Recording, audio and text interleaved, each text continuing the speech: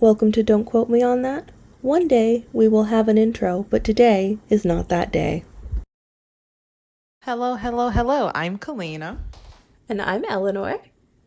And welcome back to Don't Quote Me on That, where we kind of talk about movies. And today, we will get to talk about my favorite kind of music videos.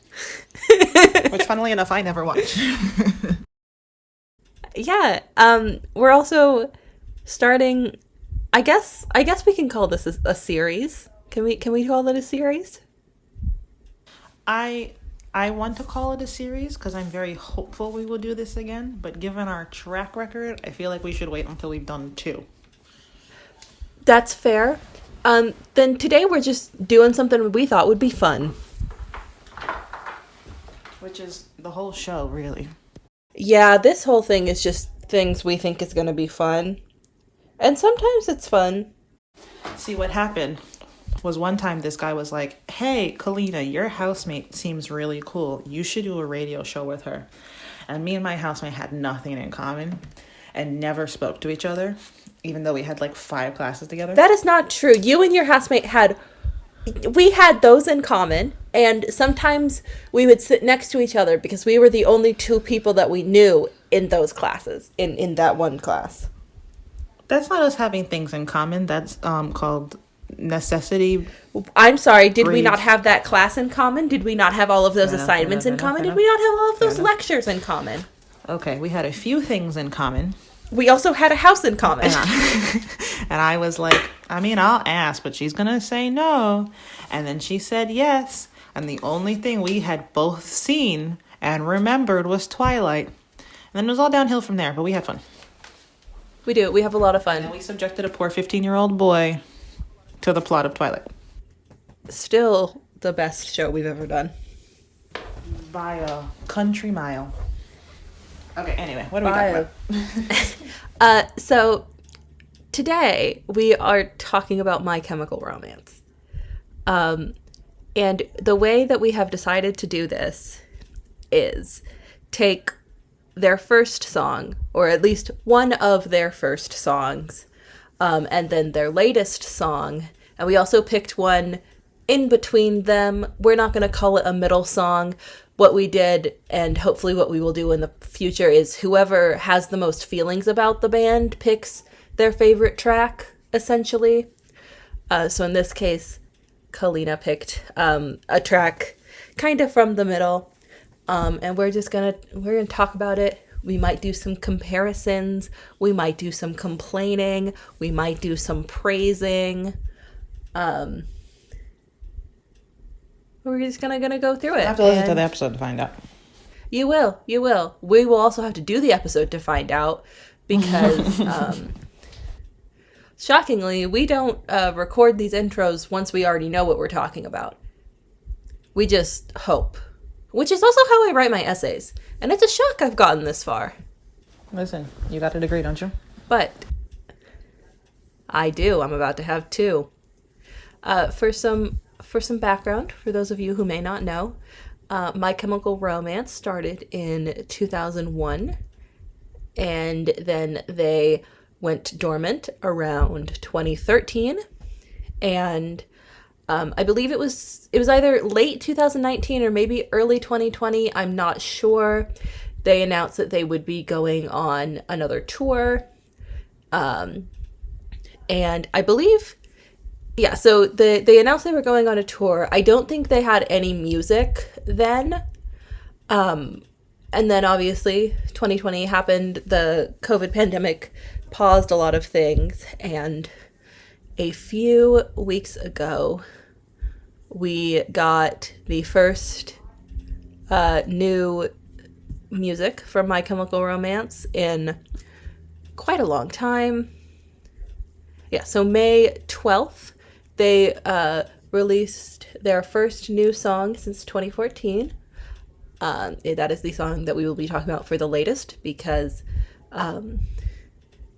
hopefully they don't release a new one in between when we're recording this and when the episode comes out. But if they do, they do. And you're just going to have to work with us.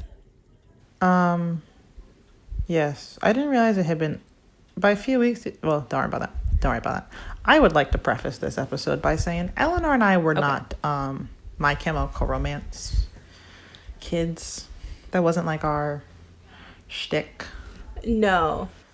I think for a while they're in like the whole, I guess, pop punk area, I would say. The big three were My Chemical Romance, Fall Out Boy, and Panic at the Disco. But around the kind of the end of My Chemical Romance, I would say that the big three almost became 21 Pilots, Fall Out Boy, and Panic at the Disco for a while. And I kind of got into this type of music around the time where My Chemical Romance was fading out and 21 Pilots was coming in. I don't know why. Like I don't want to say I don't like My Chemical Romance. It just was like not my thing. I was more of a I wasn't really into any of the big three, to be fair.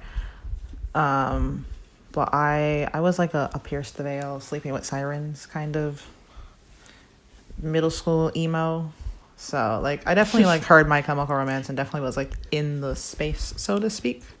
But like wasn't my personal. Yeah.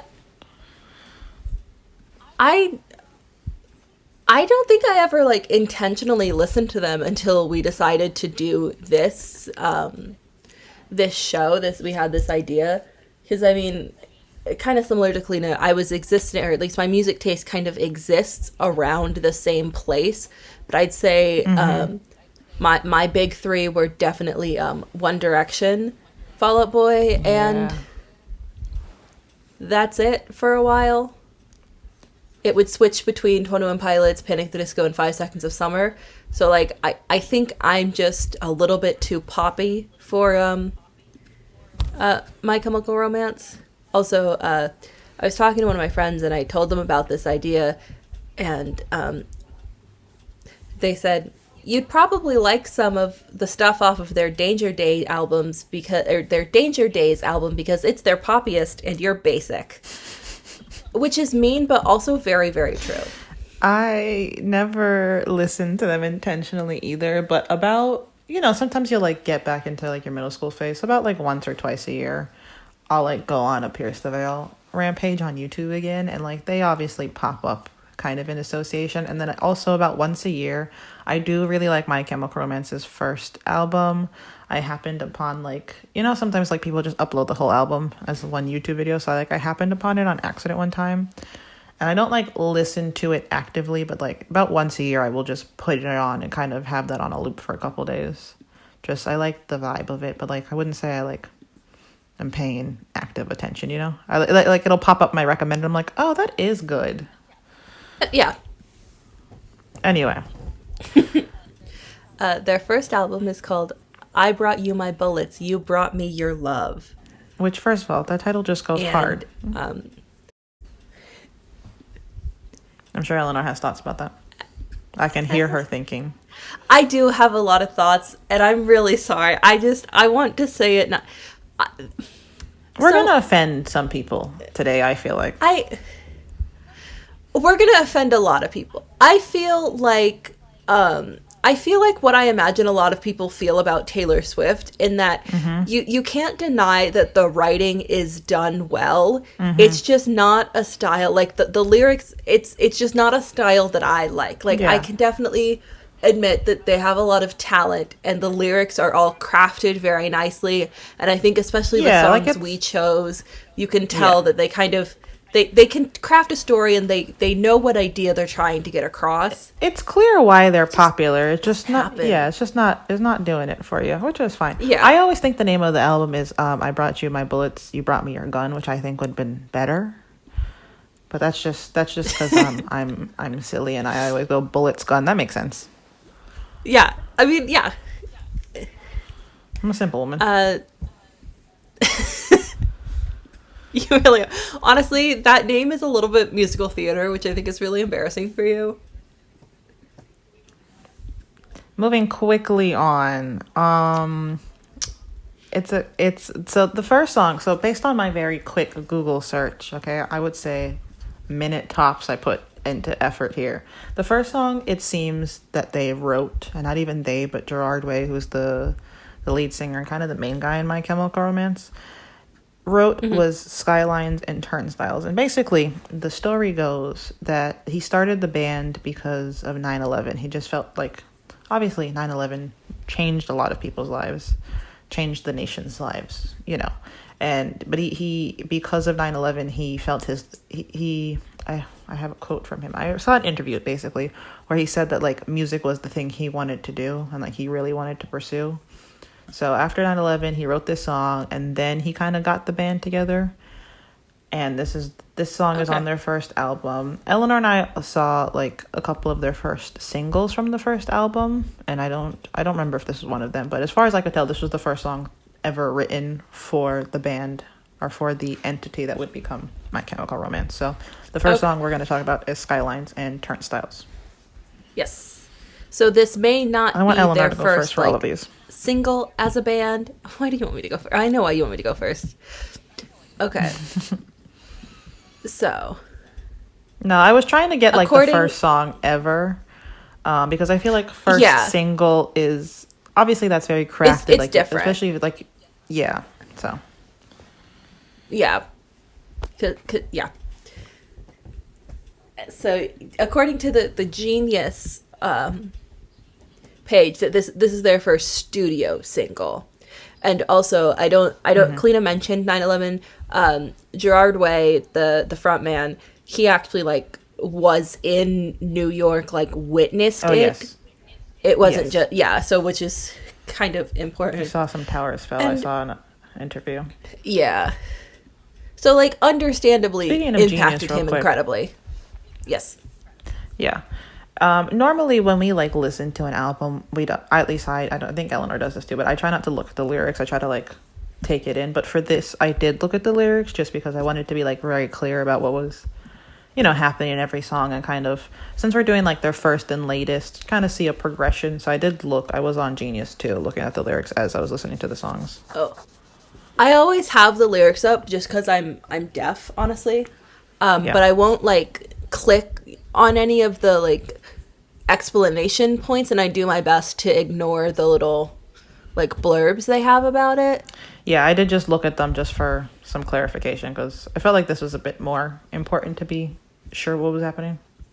Yeah, this was less of a... Rather than me just going, I don't know, he yelled a lot, and... Understandable. Anyway, so, your thoughts? Okay, you haven't changed your mind on me going first yet? Nope, I think I'm doubling down on it, actually. Okay, so this song, it is called Skylines and Turnstiles. And it is, you can very much, once you know that he wrote it kind of after witnessing 9/11, kind of decompressing this huge thing that really, you know, before then had never happened in America. It is very emotional. I think the lyrics themselves could be moving, and I don't want to downplay. I just don't like it. I just don't like it. I don't like his voice. I don't know why I don't like his voice. I don't like his voice, and the sound is just a little bit too much for me, and sometimes the lyrics are like, I know what you were trying to do. It just doesn't work. There were some parts of other songs that I really liked. And, like, I like some part of these. Like, there's a line where he says, after seeing what we saw, can we still reclaim our innocence? Like, I like the whole vibe of, like, you know, this big old thing happened. I don't know what to do. You know, where do we go from here? I like the message, and I just don't like the song. I really don't. That's the only line I could pick out from the whole thing. I really tried, guys. I truly did. And I'm sure this messed him up a lot, but I didn't like it. And also, I think these Genius annotators just need hugs and maybe dads. Need to get jobs. Yeah. I part of the, like I said, about once a year I go through and I listen to this album on a loop. And Skylines and Turnstiles is not like one of the songs that like sticks out to me from this album. I really like Honey This Mirror. Anyway, it's not important what I like.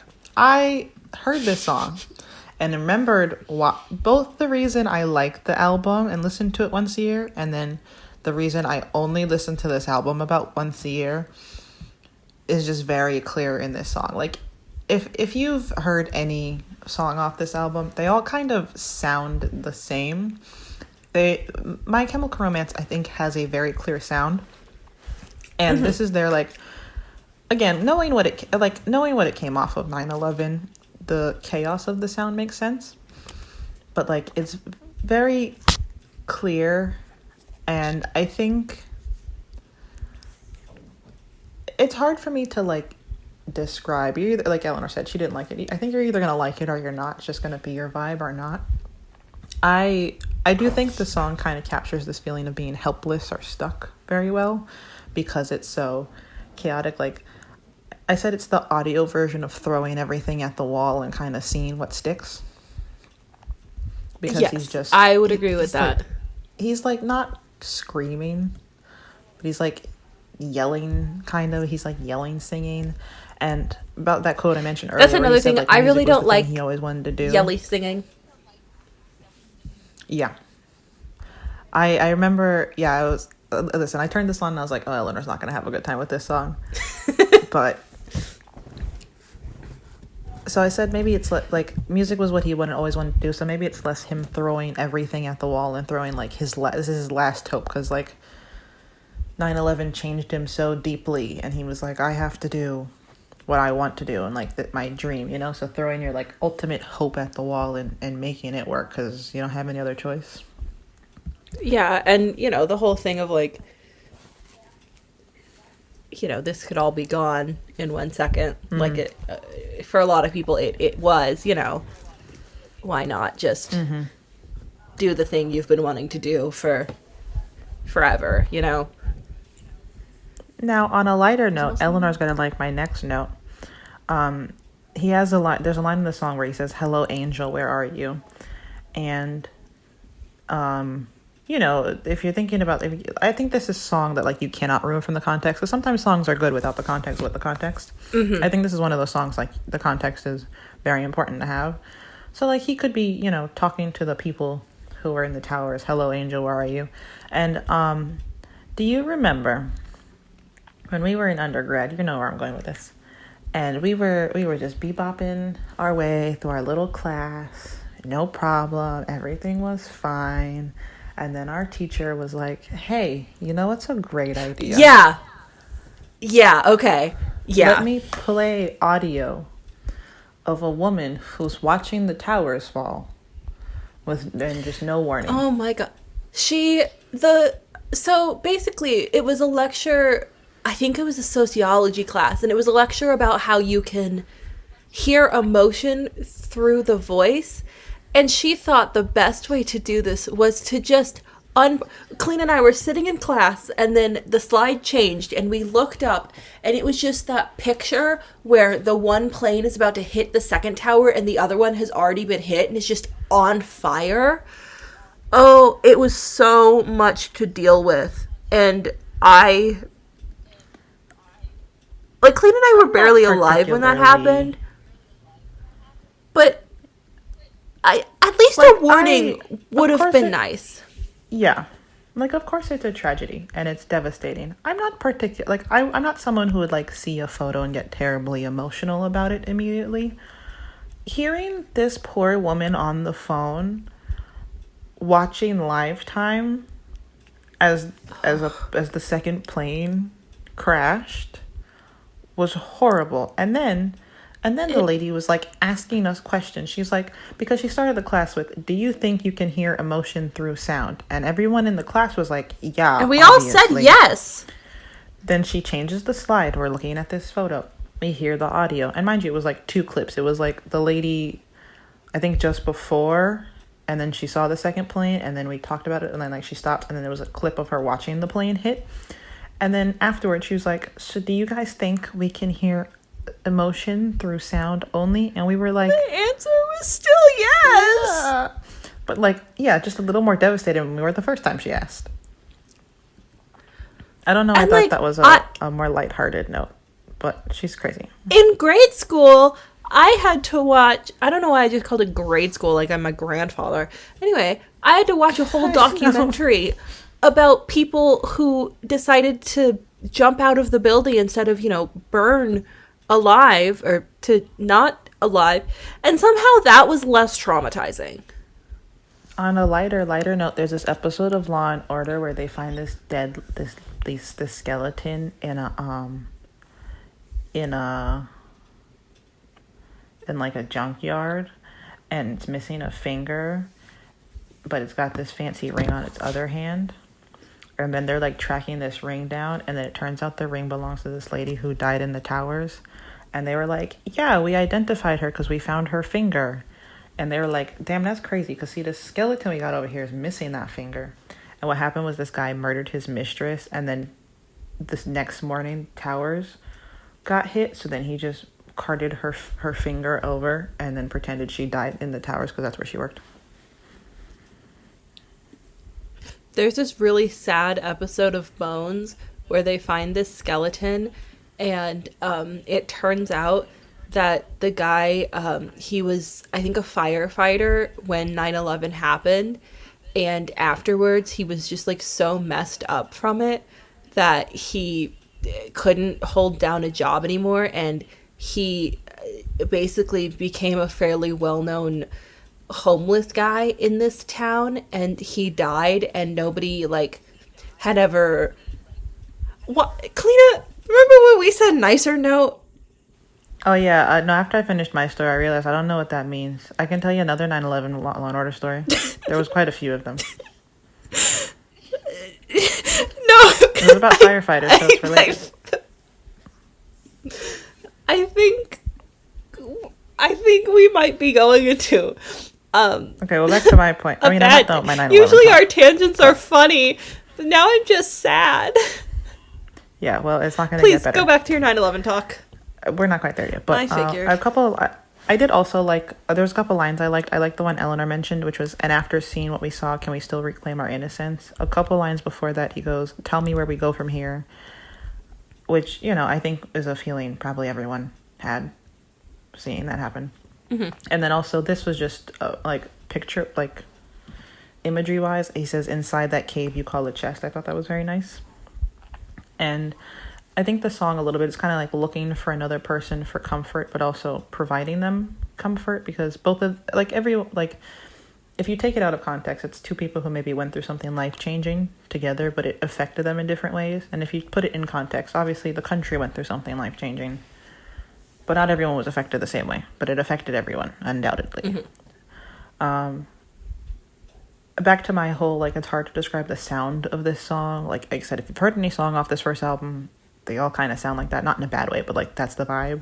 It's kind of like having thoughts, but they're being echoed by a more volatile side of yourself. A lot of times he'll be singing, and then the backing vocals is him yelling the same lines.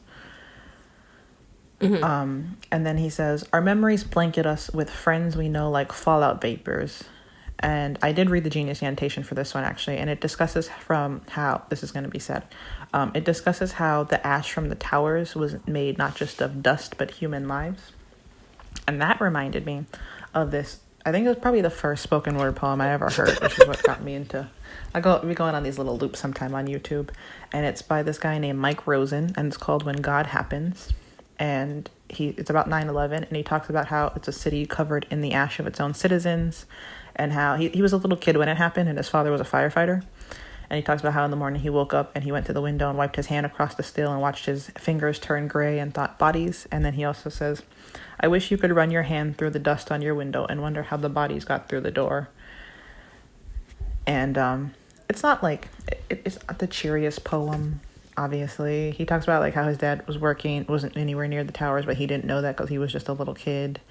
And how another line in the poem, he goes, these were times when we lied to our children. When you lied to children, no one is right. I can't make this any clearer to you.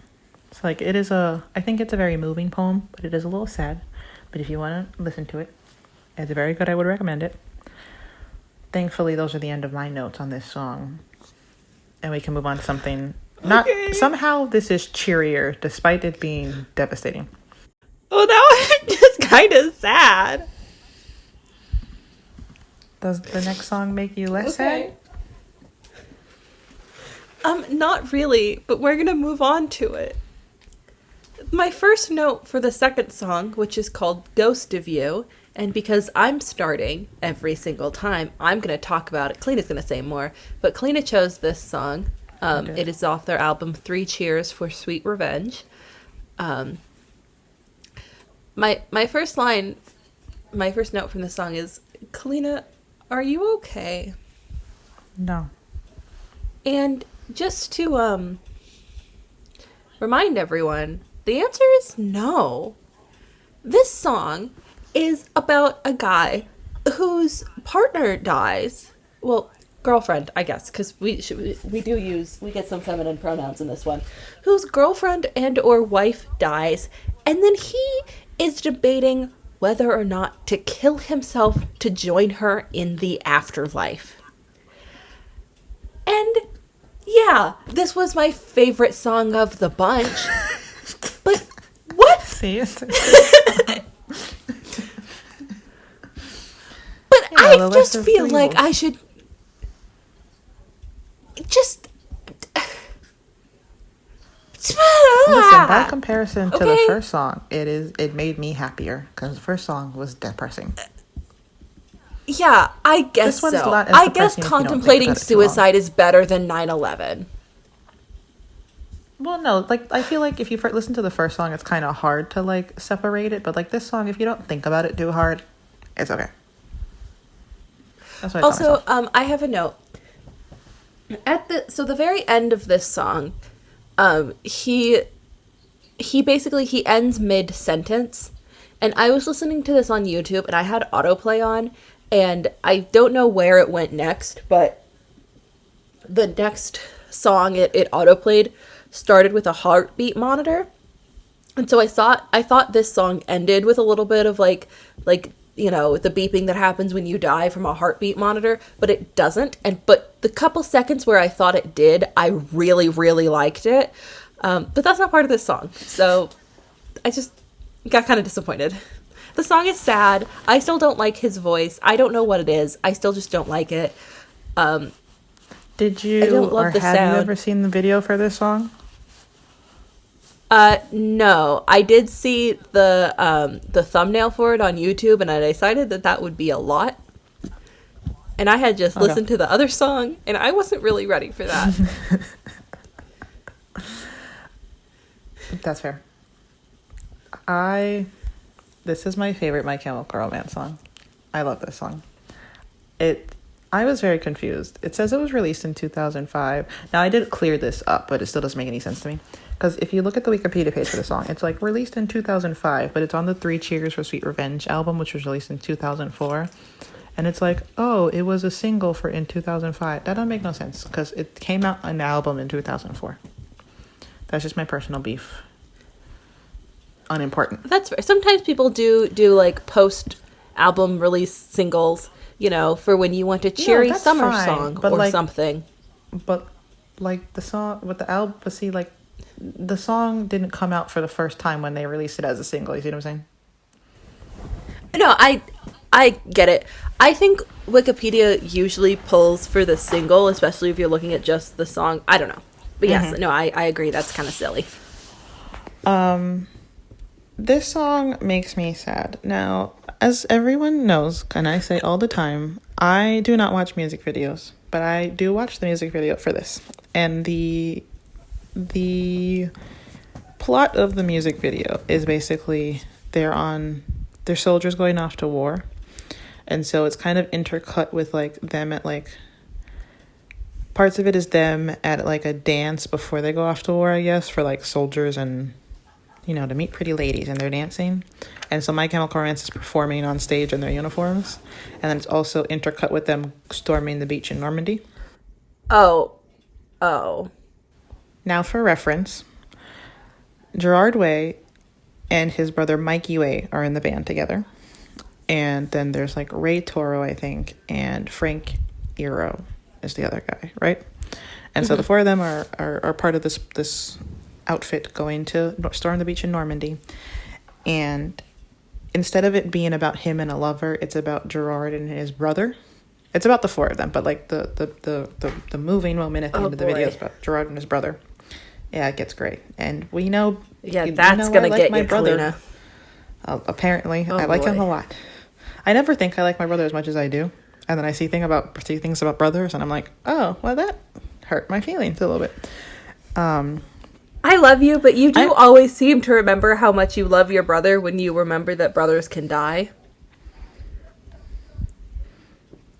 Well, I remember how much I like you, and I remember your emotional support. White girl can die, too. That just comes up slightly less often. I mean, I'm glad you like him. I think it's funny you say you don't... I like him a lot. I think it's funny you say you don't like his vocals, because I think vocally this is the best he has ever sounded in his life. I will go on record as saying that. You can quote me on that one. I don't... And he's good at singing. I don't know if it's like the accent I can hear in it or what. Like, again, I'm not saying he's untalented. I don't want anybody to come in and say that I'm saying that I think they're untalented. I don't know. It's just not for you. Also, I was thinking, you know how like sometimes you'd be like, oh my god, that's so like cringe or whatever, like.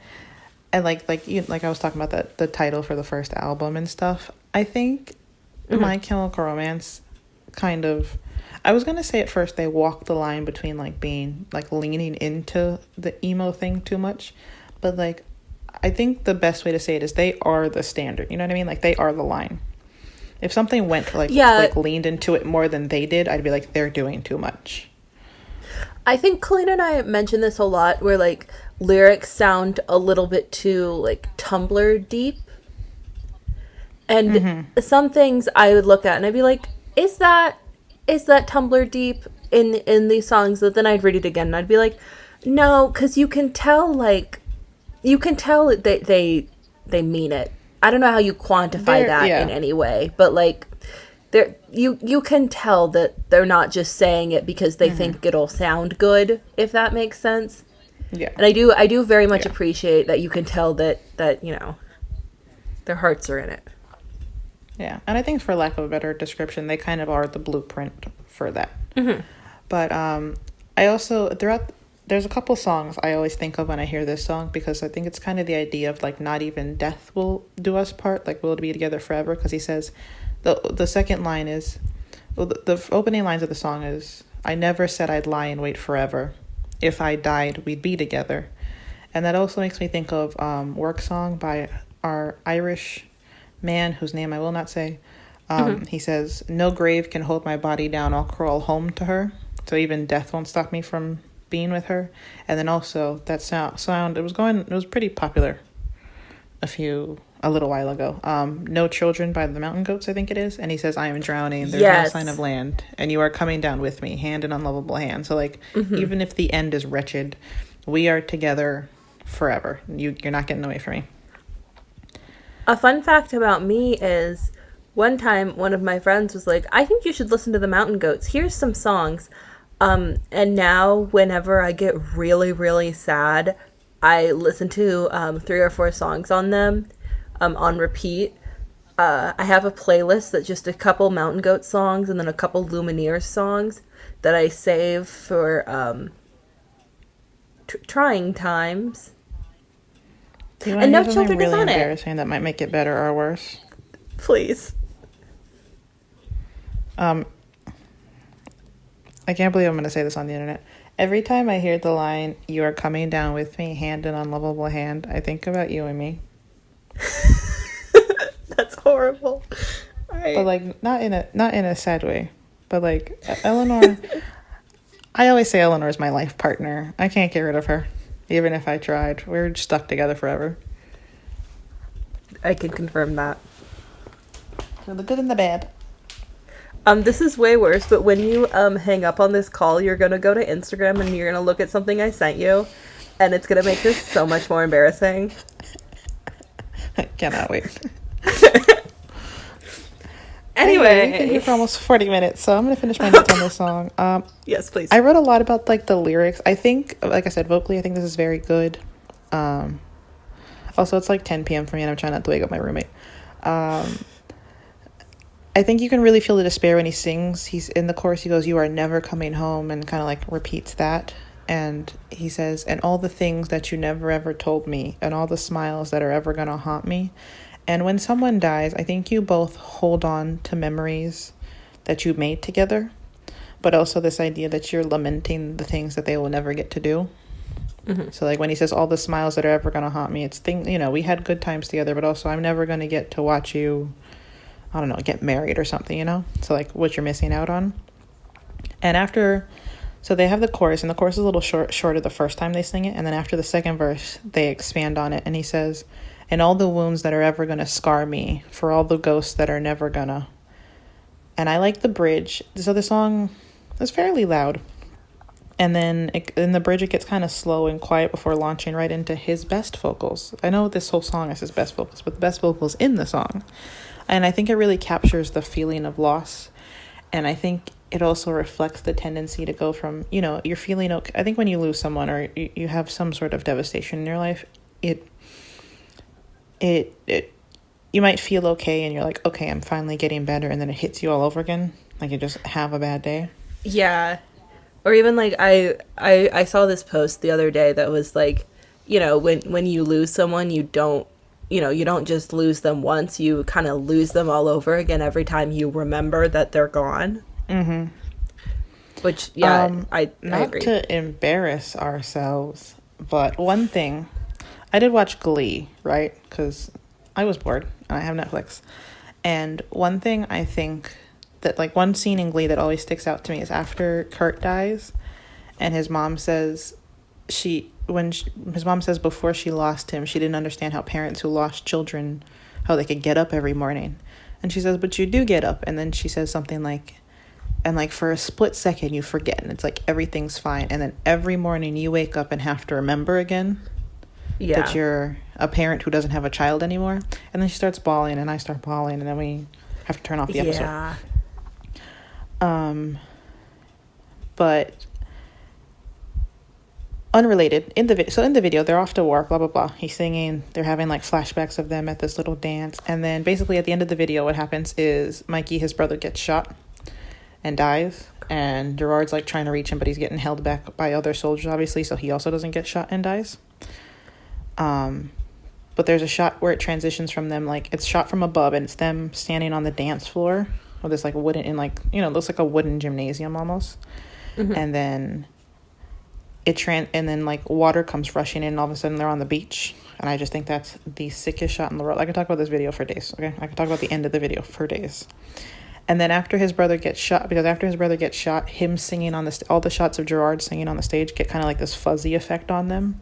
And then he's there, another scene, you see them, the four of them are sitting at the bar and Gerard is singing, "You're never coming home," but no one else notices. So I kind of think that links back to the, you're reliving these moments, but like knowing what's going to come.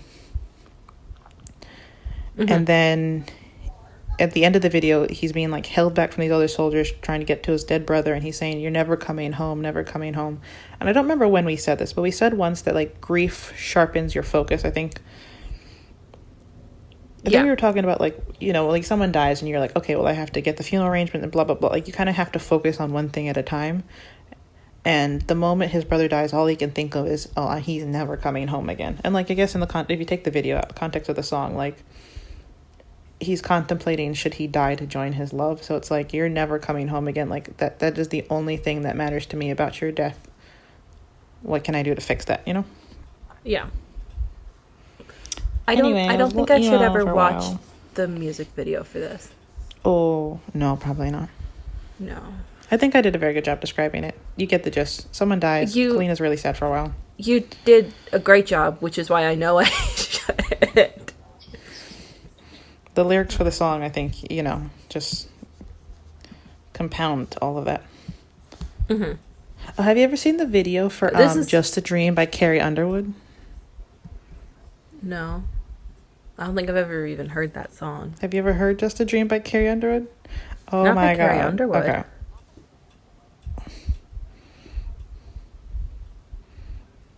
Anyway, we need to finish this episode, and then I would tell you about Just a Dream. Okay. The final song that we have chosen is their latest song off of either an unnamed album, an album that may or may not happen. I don't believe there is any confirmation at this point. I would imagine there's an album, but anyway. Probably an album. It's called The Foundations of Decay, which is a lot. You see what I mean, though? Like, it's not like, it hasn't quite like tipped over the edge, but like it's there, you know? Like they are the cliff. It's close. And most people just go running off of it. I really liked the bridge of this song. I liked how that sounded.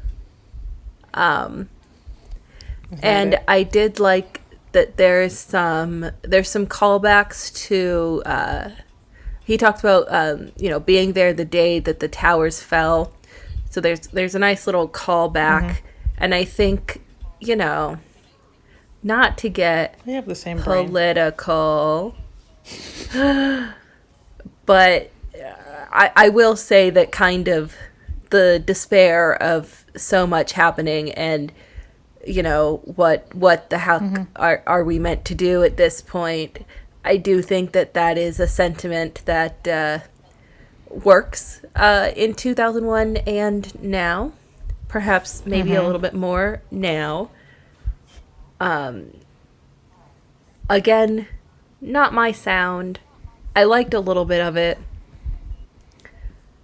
There's also a little bit of a Madonna horror complex, which I liked. In the one line is he gets to die a saint and she will always be a whore, which I did say that. I thought you'd like that.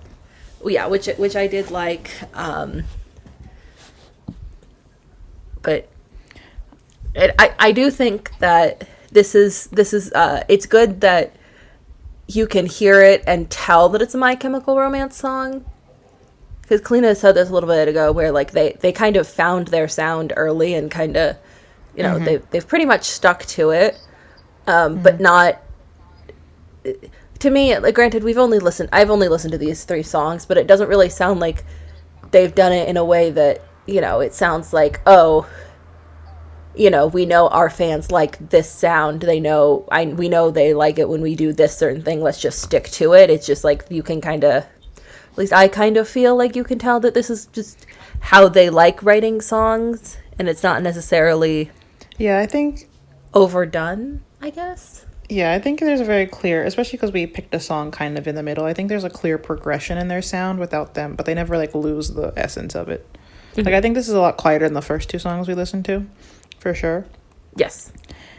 And I think, now that I'm thinking on it, they became big, and like for a multitude of reasons, I'm sure, but I think because they were talking about 9/11, which was something, for the most part everyone could relate to in some capacity. Like that touched pretty much everybody, but also how like when people, we talk about this all the time, but like artists might sing about relationships, but in a general term, so anyone can relate to it. I think not only was 9/11 something everyone could connect to for the most part, but also just the feeling loss and not being sure what to do or how to move forward for something unexpected and devastating is something everyone can relate to.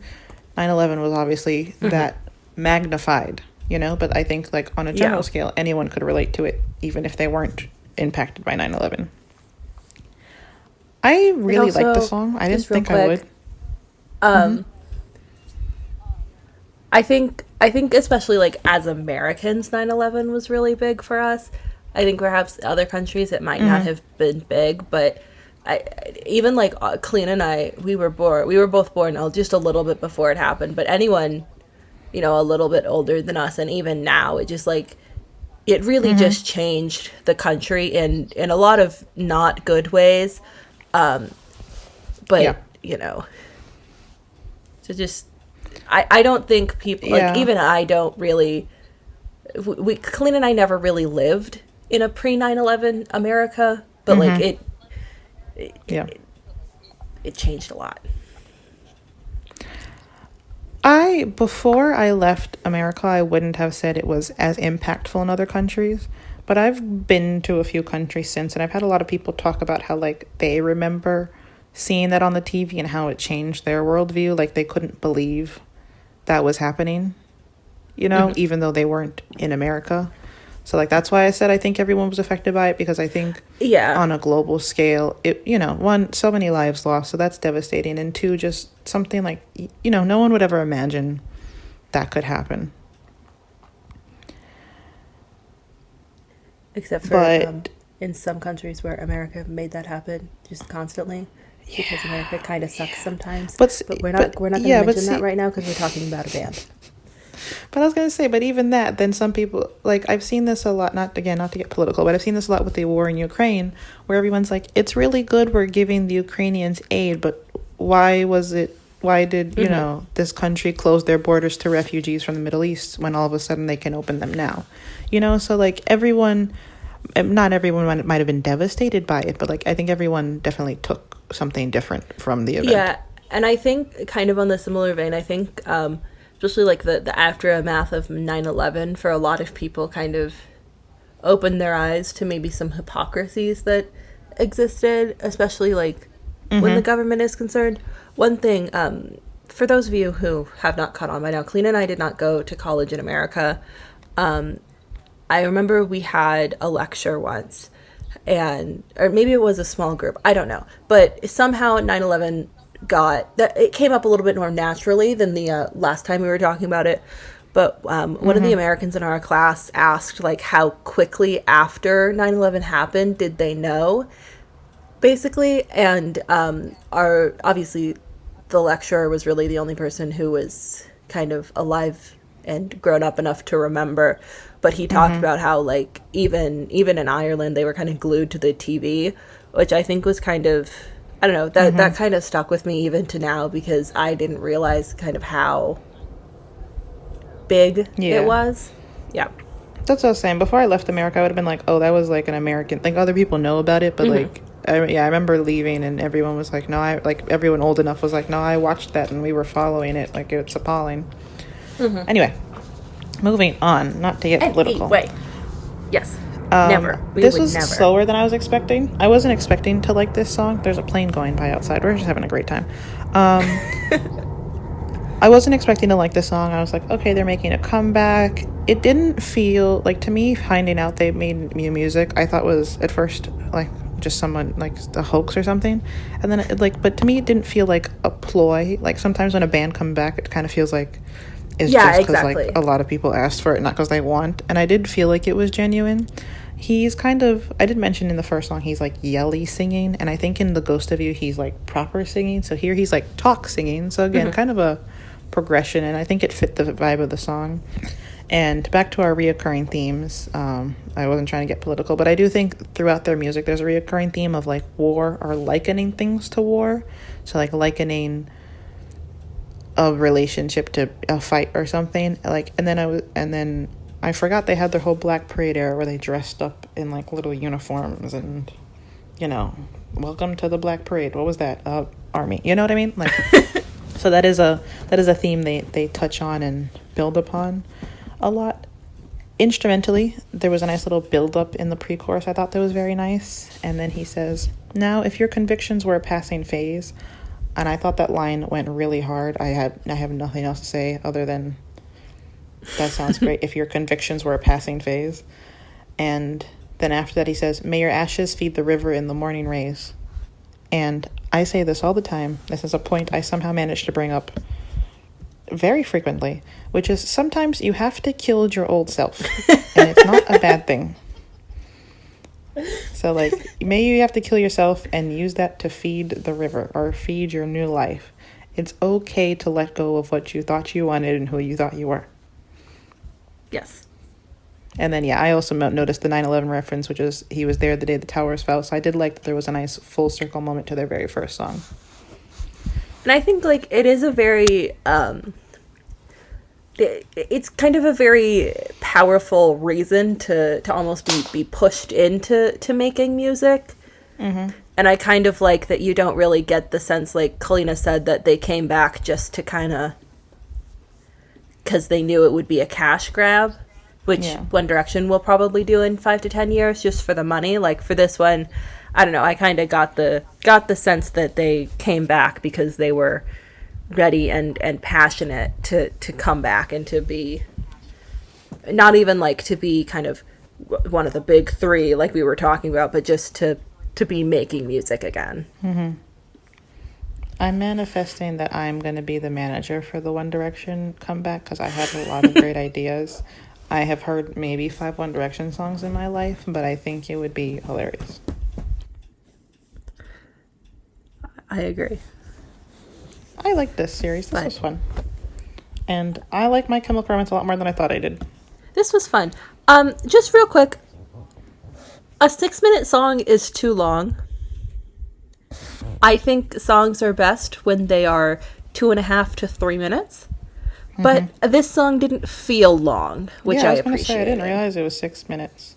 Hey, did you know Piano Man's like that thing's like 8 minutes?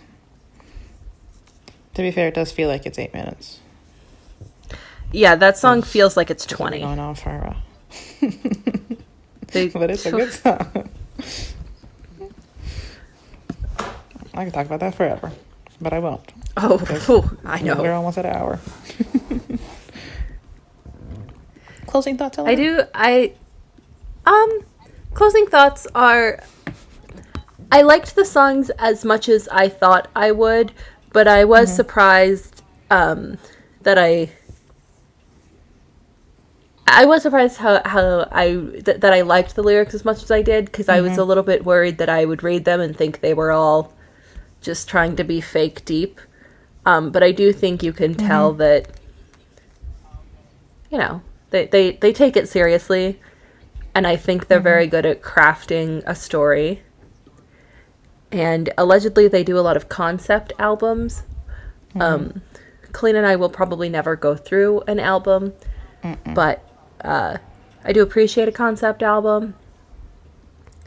And I think these songs were a lot different than, obviously, I'd heard a lot of singles before from them, just because they, you know, come up. You can't really avoid them when you listen to the one alternative music station that your state has. Yeah.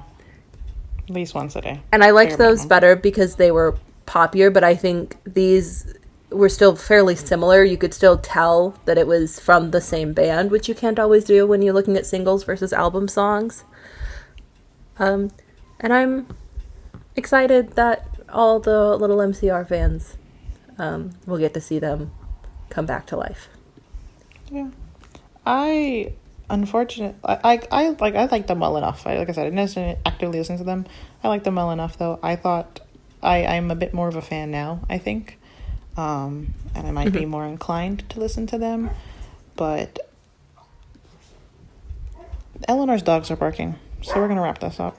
Yeah, sorry. My mom just got off of work, and they know it's time to go play fetch. If you have any suggestions, we'd like to do some more first last. Welcome back, My Chemical Romance. I'm interested to see what they do next. And I have been Kalina. Yes. I believe we are posting this the same week as their very first comeback tours. So if you manage to get tickets, I hope you have a great time. And if they're not coming to your city, that's tough. Start walking. But start walking. I have been Elanor. Sorry about my dogs. And we will be back soon for something different. Or the same thing, but a different band. I'm going to bed. Good night. And I am going to go shut my dogs up. Thank you. Good night. Thanks for listening. Don't quote me on that. One day we'll have an outro, but it's not today.